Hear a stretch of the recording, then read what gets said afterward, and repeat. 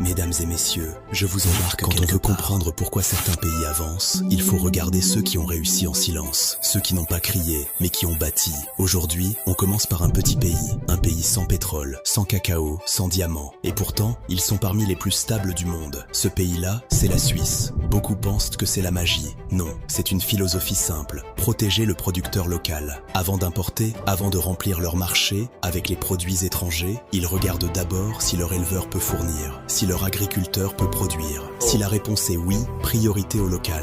Imagine un paysan suisse le matin, le sol encore humide, la brume qui glisse entre les montagnes, ses vaches, ses brebis, ses poules. Là-bas, chaque litre de lait, chaque kilo de viande, chaque œuf est protégé par des lois. On fixe des prix pour ne jamais écraser les petits éleveurs. On donne des subventions, on limite les importations et on contrôle la qualité comme si chaque produit allait être mangé par un roi. Chez nous, en Afrique et particulièrement en Côte d'Ivoire, le petit producteur se bat tous les jours.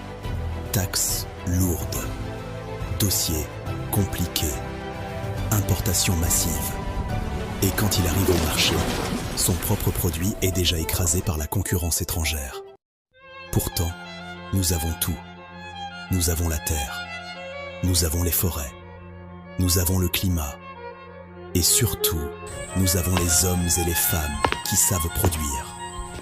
Ce qui manque, ce ne sont pas les talents, ce sont les lois. Des lois pour protéger, encourager, financer et respecter nos éleveurs et nos agriculteurs. La Suisse n'a pas attendu d'être un pays riche pour protéger ses producteurs. Elle est devenue riche parce qu'elle les a protégés. Et ça, nous pouvons le faire. En Côte d'Ivoire, en Afrique, partout où la terre respire.